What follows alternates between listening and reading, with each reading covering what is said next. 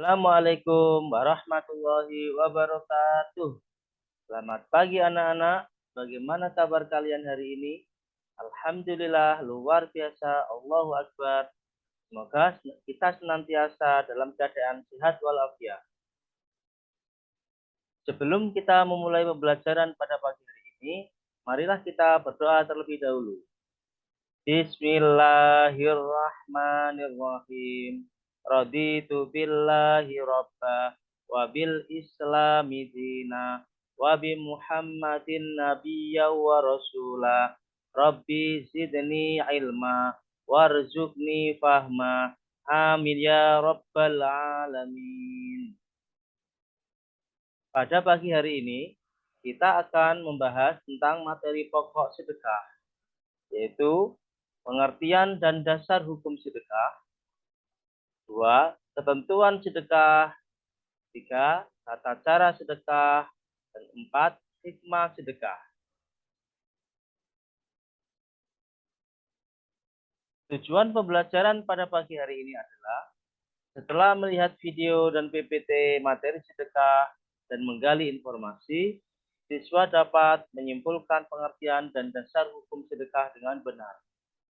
Nomor 2, setelah melihat video PPT materi sedekah dan menggali informasi, siswa dapat menyimpulkan ketentuan sedekah dengan benar. Nomor 3, setelah melihat video dan PPT materi sedekah dan menggali informasi, siswa dapat mengkategorikan tata cara memberikan sedekah dengan benar. Nomor 4, setelah melihat video dan PPT materi sedekah dan menggali informasi, siswa dapat menyimpulkan hikmah sedekah dengan benar. Apa itu sedekah? Silahkan anak-anak amati gambar di bawah ini. Gambar pertama, kita melihat ada seseorang yang memberikan makanan kepada orang lain. Gambar kedua, ada seseorang yang memberikan jumlah uang kepada orang lain. Dan gambar yang ketiga adalah ada orang yang memberikan barang kepada orang lain. Menurut bahasa, kata sedekah berasal dari kata Arab yaitu sodakoh yang berarti pemberian atau derma. Menurut istilah syariat Islam, sedekah adalah memberikan bantuan atau pertolongan berupa barang atau harta dan lainnya tanpa mengharap imbalan dari orang lain dan hanya mengharap ridha Allah Subhanahu wa taala. Dasar hukum sedekah yang pertama adalah berasal dari Al-Qur'an, yaitu surah Al-Baqarah ayat 264 yang berbunyi A'udzu billahi minasyaitonir rajim. Bismillahirrahmanirrahim. Ya ayyuhalladzina amanu la tubtilu shadaqatikum bil manni wal adha kalladzi yunfiqu malahu ria'an nas wala yu'minu billahi wal yaumil akhir famathaluhu kamathali syafwani alaihi turabun fa'ashabahu wabilun fatarakahu sholda la yaqdiruna ala syai'im mimma kasabu wallahu la yahdil qaumal kafirin. Wahai orang-orang yang beriman, janganlah kamu merusak sedekahmu dengan menyebut-nyebutnya dan menyakiti perasaan penerima. Seperti orang yang menginfakkan hartanya karena riya atau pamer kepada manusia dan dia tidak beriman kepada Allah dan hari akhir. Perumpamanya, orang itu seperti batu yang licin yang di atasnya ada debu. Kemudian batu itu ditimpa hujan lebat, maka tinggallah batu itu licin lagi. Mereka tidak memperoleh sesuatu apapun dari apa yang mereka kerjakan. Dan Allah tidak memberi petunjuk kepada orang-orang kafir.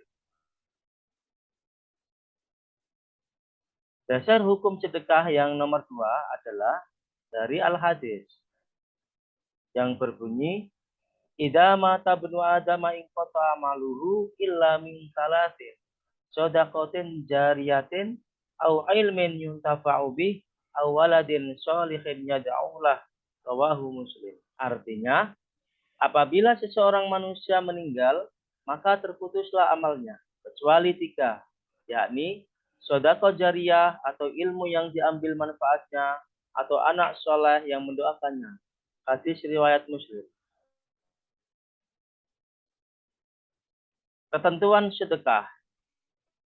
Hukum sedekah adalah sunnah muakkad, yang berarti sunnah yang sangat dianjurkan oleh Nabi Muhammad SAW. Rukun sedekah ada 4. Yang pertama, ada orang yang memberi. 2, orang yang diberi sedekah. 3, barang atau lainnya yang diberikan. 4, adanya ijab dan kabul. Syarat sedekah. Orang yang memiliki barang berhak mentasarufkannya. Syarat yang kedua, barang tersebut dapat dijual. Syarat yang ketiga, sama bisa menerima ijab dan kabul. Macam-macam sedekah. Sedekah wajib yaitu sedekah yang harus dibayarkan. Contohnya adalah fidyah, mahar, dan kafarat. Sedekah haram yaitu sedekah yang dilarang, contohnya barang haram atau najis. Sedekah sunnah yaitu sedekah yang mendapat pahala, contoh wakaf, amal jariyah.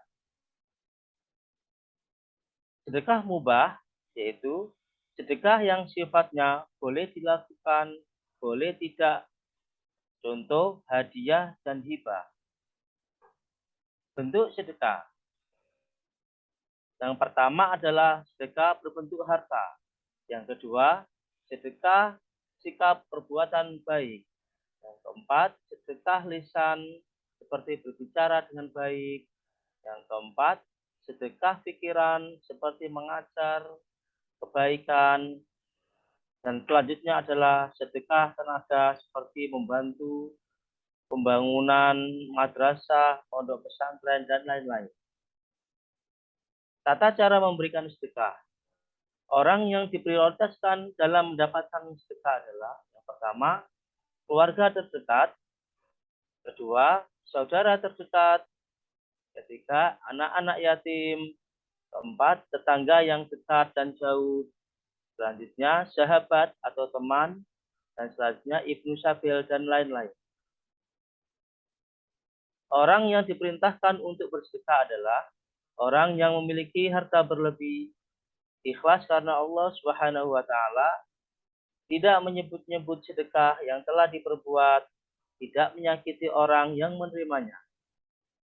Hikmah sedekah yang pertama, dapat mendekatkan diri kepada Allah Subhanahu wa taala, karena sedekah merupakan bukti ketakwaan seseorang kepada Allah Subhanahu wa taala. Yang kedua, melatih kepedulian sosial bagi pemberi sedekah. Ketiga, menghidupkan sifat dermawan. Keempat, memanjangkan umur atau usia. Selanjutnya, ikut meringankan beban orang lain dan kesusahan. Menambah keberkahan harta yang dimiliki, menyambung dan mempererat silaturahim dan persaudaraan, menambah tabungan pahala, sebagai ungkapan rasa syukur kita atas nikmat dari Allah Subhanahu wa taala. Demikian pembelajaran kita pada pagi hari ini. Semoga bermanfaat. Saatnya untuk membacakan Alhamdulillahirabbil alamin. Demikian. Wassalamualaikum warahmatullahi wabarakatuh.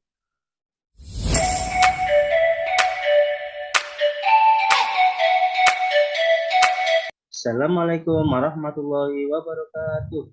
Selamat pagi anak-anak. Bagaimana kabar kalian hari ini? Semoga kita semua dalam keadaan sehat walafiat ya. Sebelum kita memulai pembelajaran pagi hari ini, marilah kita berdoa terlebih dahulu. Berdoa mulai. Bismillahirrahmanirrahim. Raditu billahi rabba wa bil islami dina wa bi Muhammadin nabiyya wa rasulah. Rabbi zidni ilma warzuqni fahma.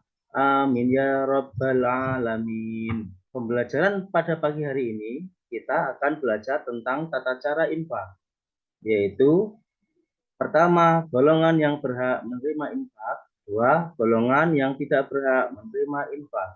Tujuan pembelajaran kita pada pagi hari ini adalah yang pertama, siswa dapat mengkategorikan orang-orang yang berhak menerima infak dengan benar. Tujuan pembelajaran pada pagi hari ini yang kedua adalah siswa dapat mengkategorikan orang-orang yang tidak berhak menerima infak dengan benar. Amati gambar di bawah ini.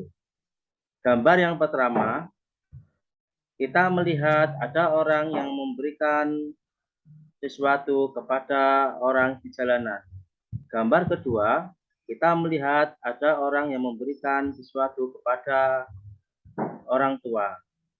Dan gambar yang ketiga adalah kita melihat orang yang memberikan sesuatu kepada anak yatim. Materi kita pada pagi hari ini adalah golongan yang berhak menerima infak. Golongan yang berhak menerima infak yang pertama adalah orang tua yang jompo. Kedua, saudara atau keluarga. Ketiga, anak yatim. Keempat, fakir miskin. Dan yang kelima adalah musafir. Golongan yang tidak berhak menerima infak, yang pertama orang kaya. Yang kedua, orang yang masih mampu bekerja. Yang ketiga, non-muslim yang memusuhi Islam. Yang keempat adalah orang murtad. Dan yang kelima adalah pembangunan tempat umum yang sudah mewah. Demikian pembelajaran kita pagi hari ini mengenai tata cara infak. Demikian, wassalamualaikum warahmatullahi wabarakatuh. Not afraid, so I would fail, but I'm not giving up, I'm not gonna give up right now.